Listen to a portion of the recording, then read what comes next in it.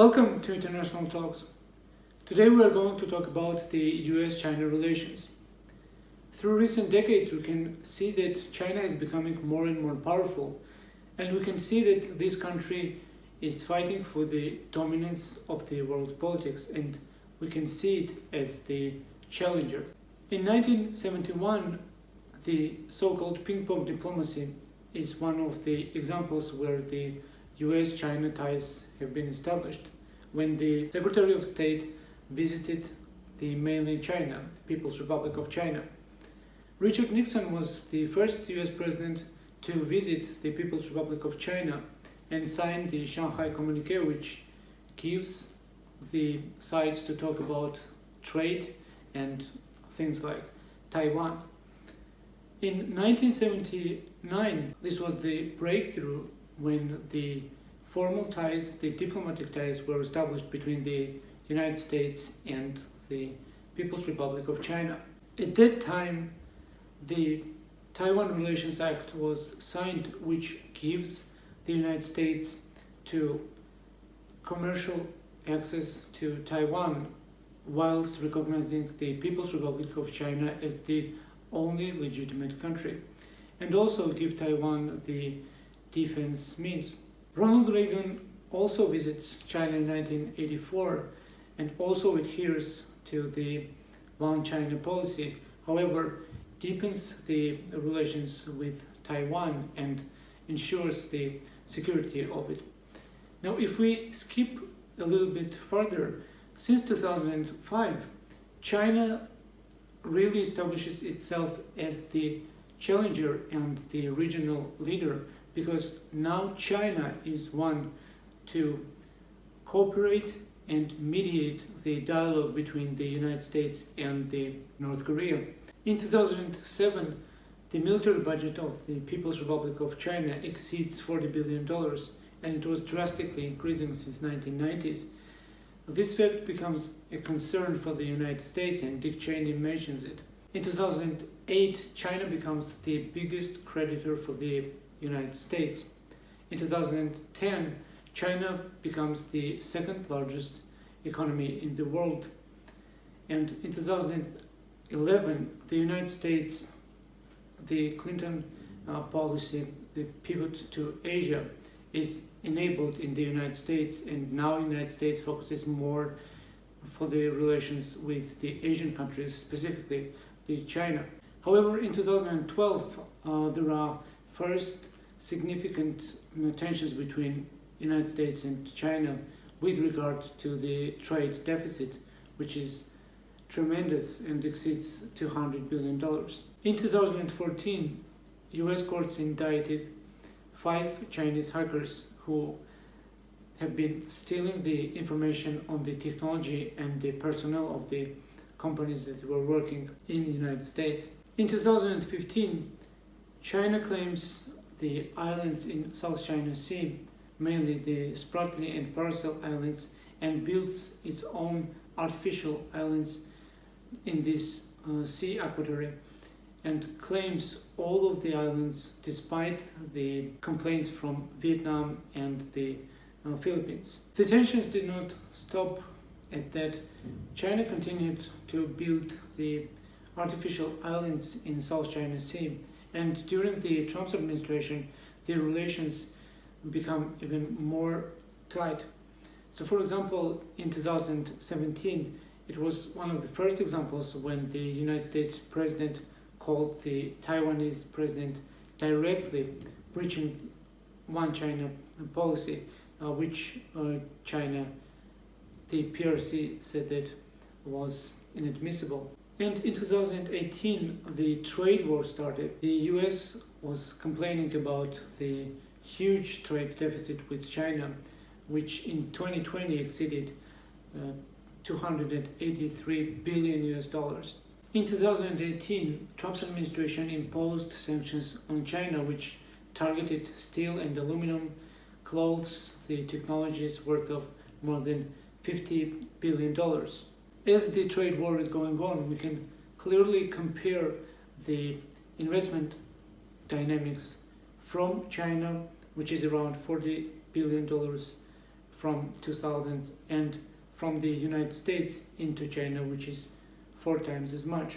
Today, China is the second largest investor in the United States reserves. And if we see and analyze the foreign direct investments into mainland China, we can see that the biggest investor is Hong Kong. And Hong Kong, through these decades, established itself as the gateway to the world finances and the US dollars into the mainland China. And that is why the mainland China, the People's Republic of China, wants to control Hong Kong as much as possible. And that is why the protests were not successful, because the PRC did everything to maintain it under control and tighten the security laws in Hong Kong. Let's jump to the main events. The Biden administration made it clear that China will pay the price for the discrimination of Uyghurs, and the first diplomatic relations within the Biden administration were in the March 18 to March 19 of the current year in Anchorage, Alaska. The talks were very tough, and both sides at the end of the talks blamed each other to breach the diplomatic protocols, and the US said that China was grandstanding. So if we deepen into the talks, you can clearly see the full text on the State Department side. China can be defined as the challenger because the words from the Chinese sides were the following: that China upholds the basically US and the Western view and will follow the Chinese view, whilst the United States, Blinken in particular, said that he's glad that, and the partners of the United States are glad that the United States is back and will defend its partners and will stand the ground. And good example of that China sees itself as a challenger is the Chinese side's words when they say that US is not in position to talk to China from the position of the strength. Now, why China does say that? Through these years, China also was developing its military capacities, and now, officially or not officially, the budget exceeds $200 billion. The GDP of China exceeds $400 trillion, and the growth rate is much higher than the United States, whilst in China is 6% and the United States have only 2% GDP growth per year. The turmoil in social media and media itself around this meeting in Alaska was also very interesting, especially in the social media. People were complaining that the main news outlets and media outlets of the United States did not put the full footage or the video of the meeting on YouTube. And they were appealing that this is the example of the censorship.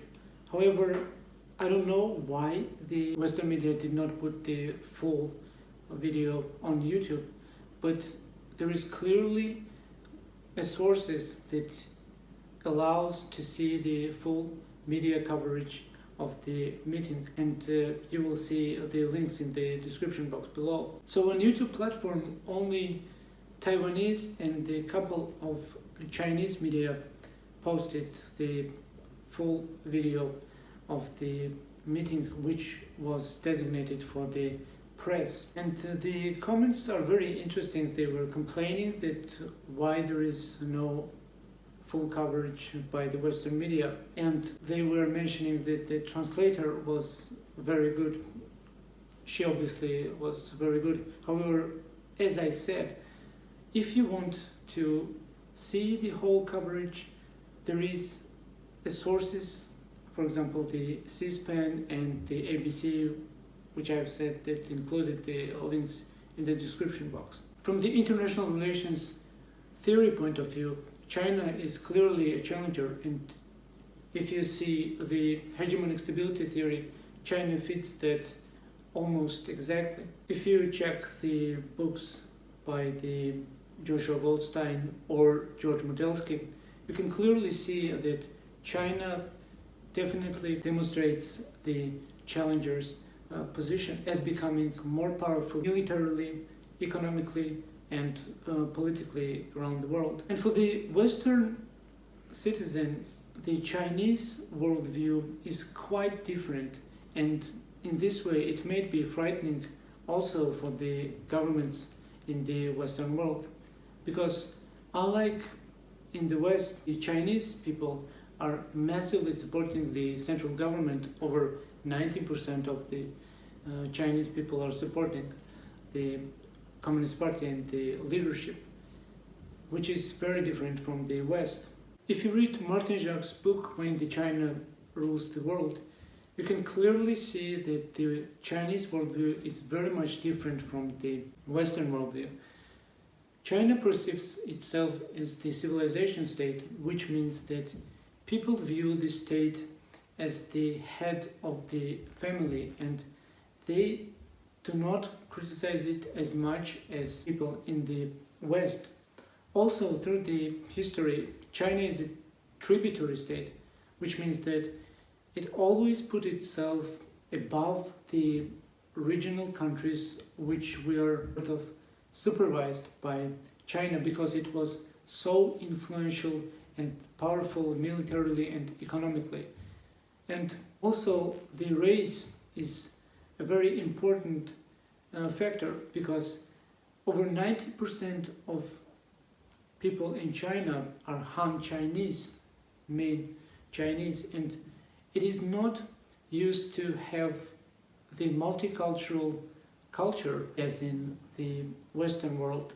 So these features of the nowadays China also frightens the Western world, and we don't know whether China will be the dominant. However, I think we should wait for the tensions to escalate more, specifically in South China Sea, when China builds its military muscles there.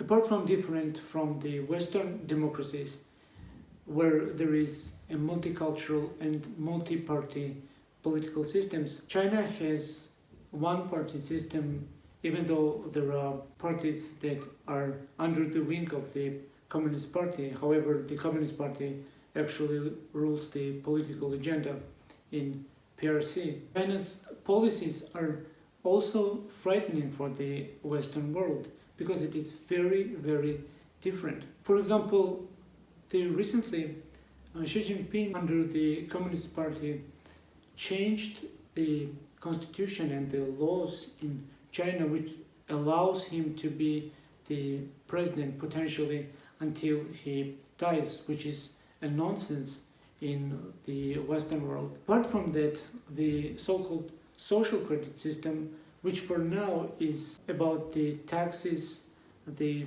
frauds, and the trustworthiness of the buyers and sellers, mainly the financial instrument. However, it is directly enriching and thrusting into the personal lives of the citizens. Thus, the state gains control of the people, and the protest movement becomes just impossible. In conclusion, we can see that relations between China and the US are very rich of tensions and cooperation.